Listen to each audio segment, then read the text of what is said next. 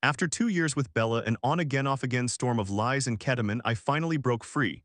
I can't keep lying, she said as she confessed to cheating again. Now I'm a changed man, yet haunted by dreams of her. Why can't I let go? What's the secret to real healing? Hello everyone, I am Luke, a male 20 years old. I have been out of this relationship for a year, and the more I confide in my friends, the more I realize how toxic my past relationship was. The deeper I understand this, the harder it becomes to move on from this relationship. To provide some context, I got together with my ex, Bella. When I was 17, she was 16. We attended the same high school and had known each other for years, always somewhat flirting with the idea of a relationship as we both liked each other. Bella was friends with my first girlfriend, Stella, and that is how I met her. Bella began texting me while I was dating another girl. I would have been 14, and she was around 13 or 14 at the time. I was communicating with her purely platonically as I did with some of Stella's other friends, but Stella became upset when she discovered that I was messaging Bella. Long story short, that relationship ended because Stella started texting one of my friends. We were both 14 at the time, involved in petty drama that we have both moved past. Regardless, after this, Bella started messaging me again and we began texting more regularly. All my friends advised me against talking to Bella due to her bad reputation at school. She was not perceived as a very nice person. The word rhymes with witch. I never experienced this side of Bella myself, and we got along quite well.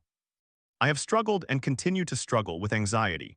Frankly, my friend's disapproval made me hesitant to date her because of her negative reputation at school. She was known as somewhat of a temptress and an easy girl, so to speak. To move things along quickly, over the next few years, Bella and I would go through phases of talking to each other, and not until we reached the age of 17. Reflecting on that time, I decided to text her, genuinely curious about how she was.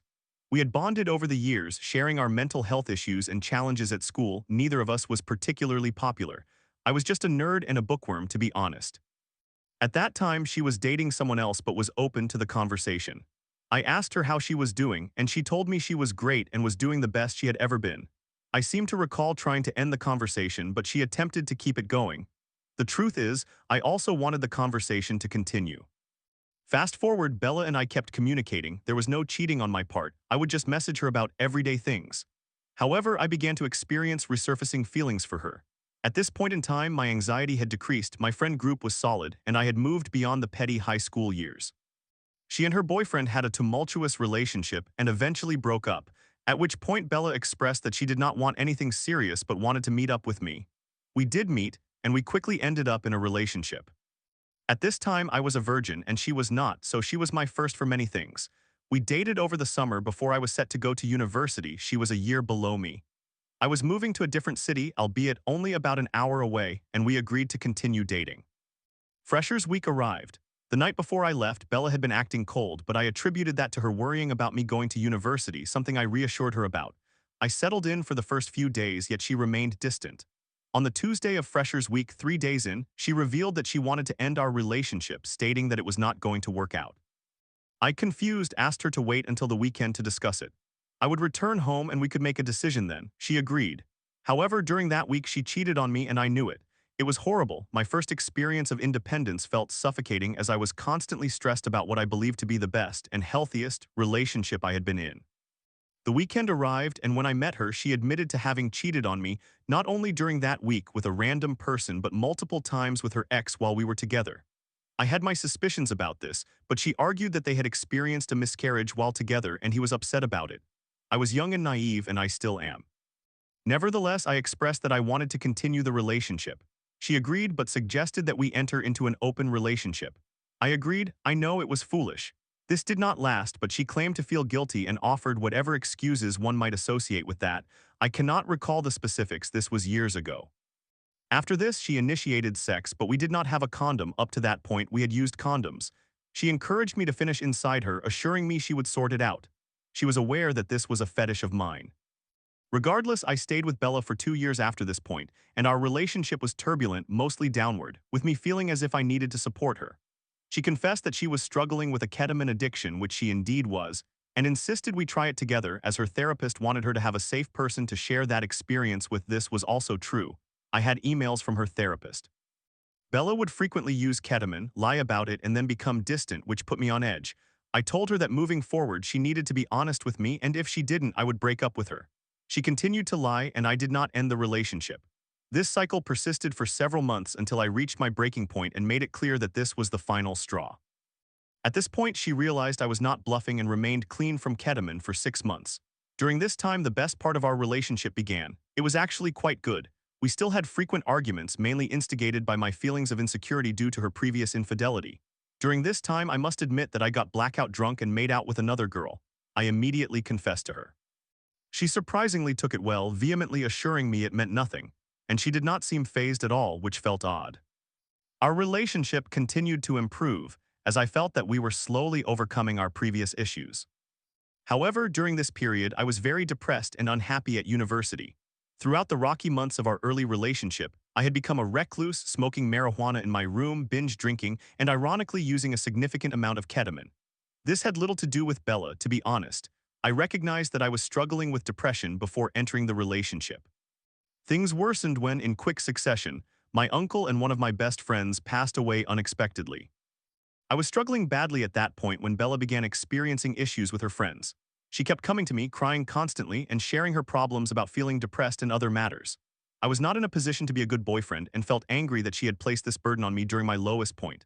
I believed that after everything I had endured, the least she could do was offer me support while I processed the deaths of two people close to me. She began to withdraw again and act cold. We would see each other frequently without anger, but both pretended as if nothing had happened. Bella continued a pattern where she would introduce one of my kinks whenever she did something that genuinely upset me. This behavior persisted, and honestly, being my first serious relationship and sexual experience, it effectively helped me forget about the negative aspects. The time arrived for her to begin university. At that point, I began to worry that she would cheat on me or return to using ketamine. She assured me convincingly that neither would occur. Fast forward, university commenced. I began to pick up the pieces after the losses of my loved ones. I acknowledged my depression and began to take charge of my life, attending university and obtaining a job where money and my grades became my primary focuses. I started to feel better. During my first week of work, which involved a 36-hour work week on top of my university commitments, I felt stressed as I was about to enter the workplace, anxious because it was entirely new to me. She texted me asking to call. I responded that I would, but I had to work in 45 minutes, so she needed to be quick. She called, revealing that she had been using ketamine throughout the summer and had also been using it at university. I became angry, questioning why she had chosen this moment to share that information. She said she simply could no longer keep it to herself. I told her she had chosen the worst possible time to disclose this to me. She acknowledged this, and I referred to her as selfish before hanging up the phone. In a state of depression, I went to work. Although my shift was stressful, the accomplishment made me feel better. I met my friends at the pub afterward and decided to give the relationship until Christmas. It was late October to reassess. I began concentrating on myself, giving less attention to Bella and focusing on my studies. We continued to see each other, but I had emotionally checked out of the relationship. I was indifferent to whether it continued or ended. Christmas arrived, I felt better, and my life was on an upward trajectory. However, I hesitated to break up with her, assuring myself that everything was fine. Over Christmas, I spent time at her family's home. While we were in bed, her mother shouted up to her, "Are you still meeting James tomorrow?" James, for reference, was one of her friends who had enabled her ketamine addiction, someone she had distanced herself from. She responded with something and acted as if it had not been said. I asked her if she was going to address it, and she pretended not to understand. She knew I disapproved of him. She claimed he was moving abroad and that she would not see him again. I replied that was acceptable, but she could have discussed it with me. I asked if she would have informed me if her mother had not said anything. She admitted no. I ended the relationship, fed up with the ongoing lies. I left. Once again, I had cold feet and we talked. She assured me she would not lie again. The issue with James was rooted in her dishonesty. I would have attempted to dissuade her from seeing him, but if she genuinely wanted to, there was nothing I could do to stop her since she is her own person. At that point, the relationship was essentially over. She acted like a good partner, but the spark was gone. To my knowledge, during these last few months, there were no new issues, and she did not lie to me about anything. Yet my ego and trust had taken a beating after numerous battles. I came to resent her because I realized how much she had undermined me and lied to me consistently. I could not look myself in the mirror. I felt ashamed for allowing someone to take advantage of me to such a degree. At that juncture, I felt done and ended up traveling around Portugal for 2 weeks. During this time, I gained some perspective. My mental health had somewhat deteriorated due to working too much to save for the trip, and the grief for my deceased friend resurfacing after Christmas part of why I initially reconciled with Bella. My time in Portugal was surprisingly healing, as cliché as that may sound. I felt revitalized, and during that period I even missed Bella, interpreting it as a sign that I still cared for her and that I should give the relationship one last attempt. That feeling faded as soon as we spent another week together. Fast forward a few weeks as I tried to gather the courage to do what I knew needed to be done. I slowly opened up to my friends about the events that had transpired in our relationship. Up until that point, I had kept everything to myself. They reassured me that she had treated me poorly and that what had occurred was unhealthy. Thus we broke up, and that was that.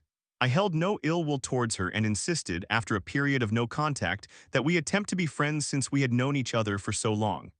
I conveyed my best wishes to her, and the breakup was amicable. That period of no contact was broken after 2 months, and I insisted on returning her belongings. She informed me that she did not wish to speak to me and was overtly hostile. I felt upset by this, as I believed I did not deserve such a response. After that, I gave up. I have been casually seeing people. I dated one girl for 2 months, but neither of us wanted a serious relationship after both having come out of long ones. Life after her has dramatically improved. I have genuinely transformed into a different person. I do not miss her, nor would I consider getting back together with her. So if that is the case, why do I still have dreams about her? Why do I still think of her? I am angry about the entire situation. I genuinely tried my best to be a good partner, yet it feels as though she has moved on while I am still stuck. Was I the perfect partner? Far from it. Was I a jerk at times? Definitely, but I always tried my hardest. What do you all recommend I do to heal from this? Story 2. My wife of less than a year confessed to cheating on me with our mechanic, saying, "I don't love you the same."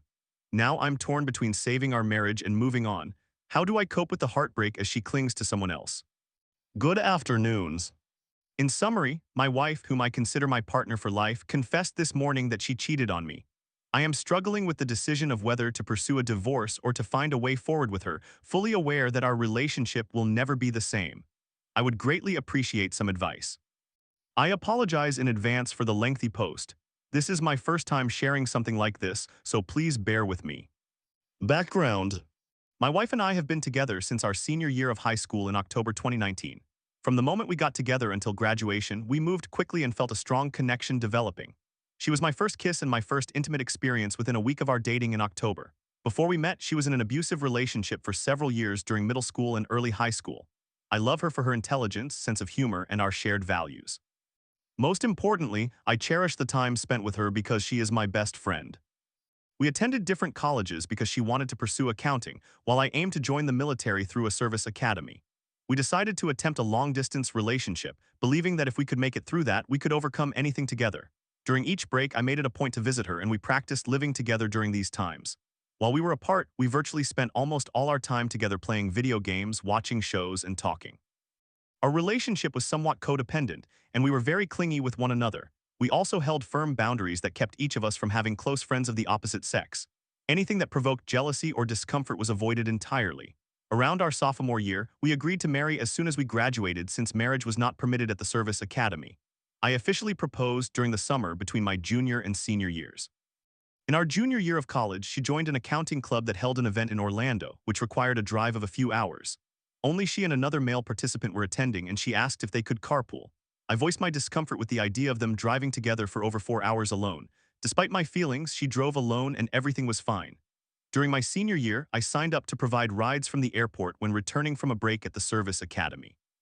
A freshman girl and her friends chose my car for transportation. The difference in maturity between a freshman and a senior at a service academy is vast. It's comparable to the difference between a 40-year-old and a 20-year-old. After some people dropped out, only one freshman remained signed up.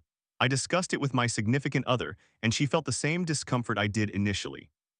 However, knowing that the cost of the freshman's Uber ride was $100 and that I had committed to being a driver weeks prior with her awareness, I decided not to cancel on her last minute. My significant other was upset with my decision, but it fundamentally changed her perspective, leading her to develop a trust in me regarding friendships with other girls, and she didn't mind as much anymore. I remained unchanged. Recent events. We got married in May 2024 and relocated to my first duty station in Honolulu, Hawaii. We enjoyed it there, given the pleasant weather and activities. Being quite frugal, we decided to buy an inexpensive, older vehicle, a 2000 Toyota Sienna. She is quite unique in that she handles pest control in our home herself and expressed interest in doing mechanical work.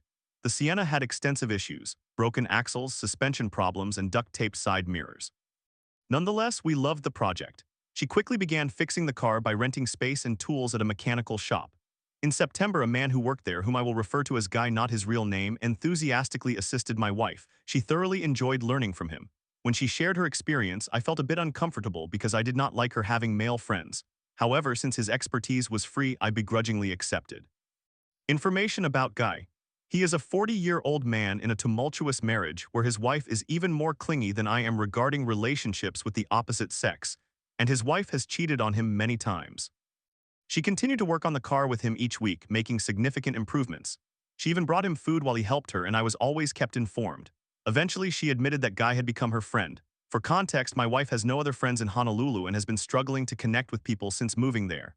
Although I was pleased for her to have a friend, I felt increasingly uncomfortable with the developing relationship and expressed this to her continuously.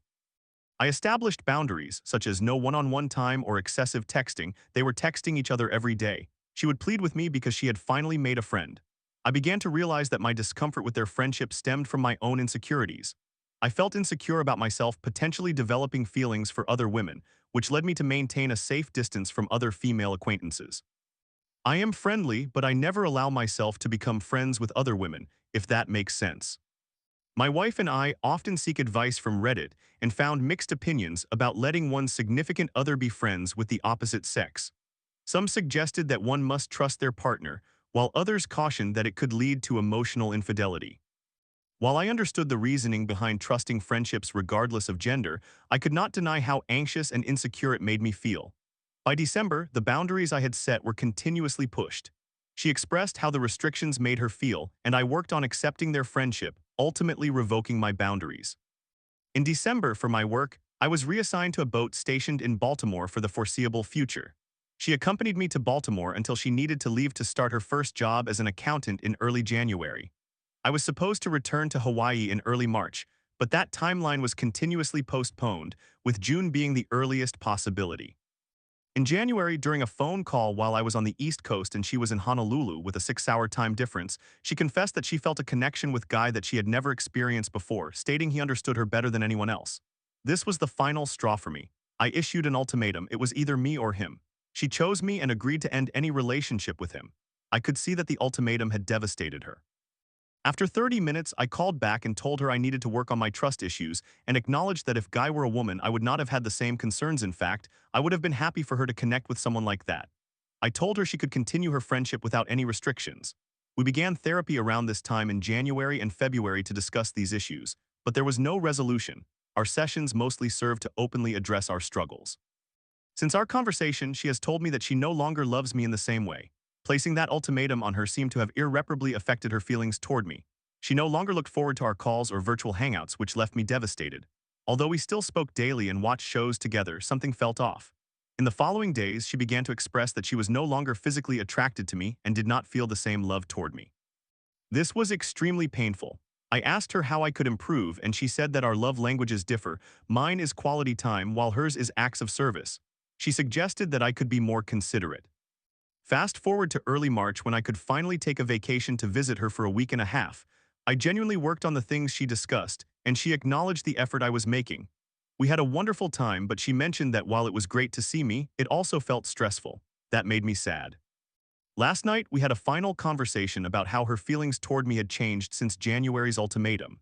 I asked her if making improvements in my acts of service and being more considerate would restore her love. But she admitted that she still feels a stronger connection with Guy and did not know if she could ever feel the same about me again. At that moment, I had a breakthrough. As much as I love her, I needed that love to be reciprocated. I told her that when I return to Hawaii, I will strive to exceed her expectations. However, if after a few months she still does not feel the same way about me, we need to reconsider our marriage. At the end of this conversation, she claimed that she felt suddenly attracted to me in a way she hadn't been since the January ultimatum, and that my insight and seriousness during our discussion had made that realization click for her. I said goodnight, uncertain about how to process her sudden admission. In the middle of the night, I received a call from her saying she was having difficulty falling asleep and was feeling dread. It was 2 a.m. my time, 8 p.m. her time. I suggested we discuss things in the morning. The confession and cheating. I could sense that something was troubling her immediately, and I encouraged her to open up. Since the January ultimatum to our March reunion, she recognized that Guy had developed feelings for her, and she took advantage of that by being affectionate, holding his hand and being physically touchy. After our March visit, she had sexual relations with him 4 times, 2 of which occurred in our apartment. They used protection, or he employed the withdrawal method. I inquired about these details. Upon learning this, I stated that I needed time to contemplate my feelings with the support of my family and best friend. I felt surprisingly composed while on the call with her, although I felt as though my thoughts were short-circuiting, but I was a mess when reaching out to others for help. I am currently torn between the options of divorce or complete separation versus staying with her, as long as she terminates her relationship with Guy and we seek professional assistance. Another significant issue is her apparent hesitance to end her friendship with Guy when I ask her about it. She is genuinely remorseful and wishes that things could revert to how they were 5 months ago. She feels terrible about what she has done and insists that I do not deserve any of this. I still love her deeply, and I cannot deny that the 5 years we have spent together contribute to my desire to remain with her. Please help me. Other notes. She just received her green card through her father, and her application process was separate from mine during the March vacation. She did not use our relationship to facilitate her application at all. She experiences depression and has previously had suicidal thoughts. She believes she may have bipolar disorder. She and I have different views on the importance of having children. For me, it is a significant value and vision for my future, while she is uncertain and does not wish to have children at this time, although she may reconsider as she gets older. I have determined that my desire to be with her is more important than the question of having children, but I still struggle with this issue. I have repeatedly asked her if she would be with Guy if I were not in the picture. She consistently responded with disgust regarding his age and asserts that they are just friends. Last night, when I inquired about any physical intimacy, she lied and said she had only hugged him once when he was feeling down about his marriage. Story 3. Trapped in a relationship with my needy fiancé, I find myself saying I need space, while she insists you can't leave me alone. After moving out and hoping for clarity, I'm torn, love her, but am I sacrificing my own happiness? Can I set boundaries without breaking us? My girlfriend, 22 years old female, and I, 26 years old male, have been together for nearly 1 year now. We met in an apartment community that offered discounted rent for individuals with disabilities, and we were next-door neighbors. I am high-functioning autistic, while she has an intellectual disability, so we share similar backgrounds in terms of being neurodivergent. It goes without saying that we connected almost immediately. She was friends with my ex-girlfriend for about a month until my ex, who I was still dating at that time, began feeling jealous of the attention my girlfriend was giving me. I felt guilty because my girlfriend, who was not my girlfriend at the time, seemed like a well-meaning person who was being subjected to ridicule, so I ultimately ended things with my ex as I was uncomfortable with the situation. A couple of months later, after realizing I had feelings for her too, I began dating my current girlfriend. I know that story alone could be quite confusing. Our situation of being next-door neighbors while also being in a relationship presented challenges that I somewhat anticipated, as she had already come across as a needy person before we began dating. She frequently wanted me to come over early in the morning to help with chores and with her 2 dogs. Additionally, I was one of the few disabled residents in the community who knew how to drive and owned a car, and while I hate to say she took advantage of me, she began to rely on me quite frequently for transportation. It soon reached a point where I did not have time for myself, and although she spent time with many of the other disabled residents, I was always expected to accompany her, which left me feeling mentally exhausted. She has a behavior consultant, who functions almost like a therapist specifically focused on behavior, who welcomed me to their meetings. So I took that opportunity to share many of the issues we were experiencing in hopes that we could create positive changes. Her behavior consultant understood my perspective, and we even crafted a list of boundaries. However, it quickly became clear that my girlfriend felt personally attacked by the boundaries I was trying to put in place. Ultimately, I abandoned the list entirely, because I felt like a jerk for suggesting that our relationship would struggle if some rules on paper were not followed. Fast forward a few months, I moved out of that apartment and into a rural community near where my mother and stepfather live. Less than a month later, her parents broke her lease early and relocated her to a town closer to where I currently live, not only for that reason but also because it is nearer to her new job, which she was eventually fired from, but I will elaborate on that later. The main reason I moved out was not necessarily related to her, but rather due to the overall inability to maintain boundaries with others and my preference for a peaceful community where the lives of neighbors are not so intertwined. Otherwise, had I strictly kept to myself while living in my old apartment, I believe I would still be residing there. She applied for the same job that I did, an after-school worker position. We were both hired, however, we ended up working at different schools. In hindsight, I consider that a blessing in disguise, because she lost her job due to being unable to manage her anxiety around the children. That was nearly 6 months ago and she is still unemployed. Her parents cover her rent since they are financially well off. Her mother specifically even suggested that we move in together, but I rejected the idea, expressing that it was too soon and I would like to see improvements in the issues we have been facing before making any significant decisions.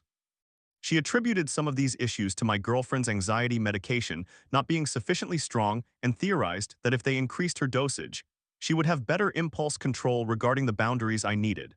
I understand how mental health issues can significantly impact someone's behavior, but I do not believe a person should have to rely on medication to be tolerable to be around. Since losing her job, my girlfriend has spent less than half of her time at her apartment, preferring to spend more time at her parents' home. Her mother has told me that she would rather not have her around all the time, yet I believe they allow her to get away with a lot.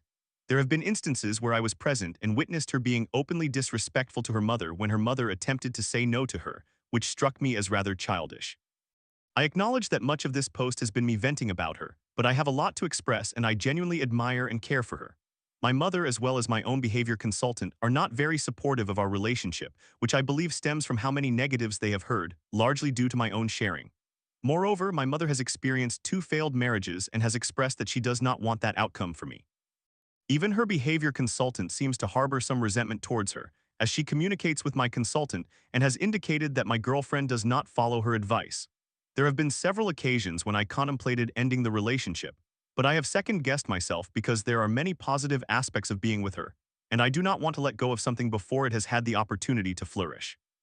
My father essentially holds the opposite opinion, stating that my girlfriend is still somewhat young compared to me and thus likely exhibits mental immaturity in certain areas. Furthermore, from what he has observed, she is a genuinely good person. I agree she is not unkind, she truly cares, and she takes an interest in my life. Her entire family is kind as well, and they have even invited me to their home, which is about 1.5 hours away beside a lake, to stay overnight and included me on a vacation once. Additionally, they have involved me in various activities, and I feel a sense of belonging. My girlfriend even envisions us getting married and is very eager for us to work towards that goal. In fact, we are technically engaged. The reason I say technically is that it occurred much sooner than I would have preferred. She really wanted me to propose to her during our vacation, and she would not stop bringing it up, so I eventually caved and ordered an affordable ring from Amazon. We then went to a private location so I could present the ring to her in secret. I understand this may sound rather strange, which is why I have not revealed our engagement to anyone, even though she has shared it with some of her friends and family members. I find myself conflicted about how I feel regarding our relationship, and I am unsure of what my heart desires. I genuinely love her, and we have been intimate at times, even though she fluctuates on whether she wants to be sexual or not. I would be willing to accept that she is not independent in every aspect of her life, if she would allow me to have even a small degree of space whenever we are together. I consider myself an introvert while she is undoubtedly an extrovert. I am comfortable sharing my life with my partner, whether it is her or someone else, and I only request minimal privacy. Unfortunately, I do not seem to get that when I am with her.